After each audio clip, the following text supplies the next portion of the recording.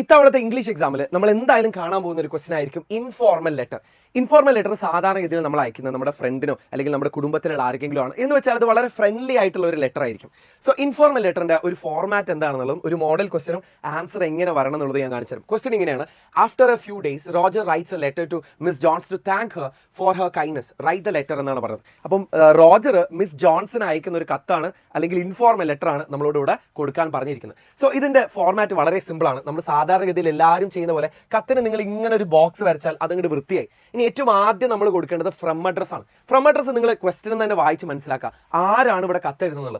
Roger ആണ് ഇവിടെ കത്തെഴുതുന്നത്. അപ്പൊ റോജറിന്റെ പോസ്റ്റൽ അഡ്രസ് ആണ് നമ്മൾ ഇവിടെ കൊടുക്കേണ്ടത്. റോജർ എന്നുള്ളത് പറയാ, എന്നിട്ട് റോജറിന്റെ പ്ലേസും പറഞ്ഞു കഴിഞ്ഞാൽ റോജറിന്റെ പോസ്റ്റൽ അഡ്രസ്സായി. ഇനി ടു അഡ്രസ് കൊടുക്കുന്ന സമയത്ത് അത് നിങ്ങൾ ക്വസ്റ്റൻ ഒന്ന് വായിച്ച് മനസ്സിലാക്കുക. ആർക്കാണ് ഈ കത്ത് അയക്കുന്നത്?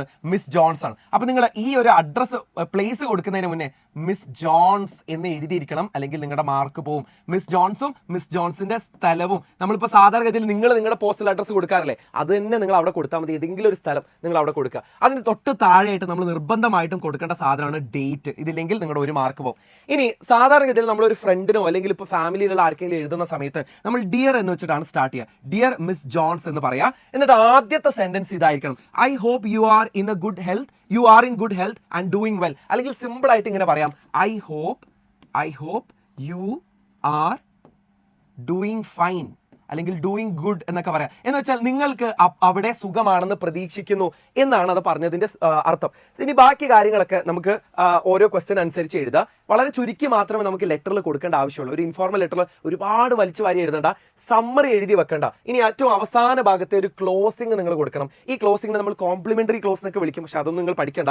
ജസ്റ്റ് യോസ് ലവിംഗ്ലി ആ പേരിട്ട് കൊടുക്കുക. ഏത് ക്യാരക്ടറാണോ കത്തെഴുതുന്നത് അവരുടെ പേരിട്ട് കൊടുക്കുക. യോസ് ലവിംഗ്ലി എന്ന് പറയാം, അല്ലെങ്കിൽ യോസ് സിൻസിയർലി എന്ന് പറയാം. വിശ്വസ്തയോടെ, സ്നേഹത്തോടെ എന്നൊക്കെയാണ് അതിന്റെ അർത്ഥം. ഇങ്ങനെയാണ് നമ്മൾ ഒരു ഇൻഫോർമൽ ലെറ്റർ എഴുതുന്നത്.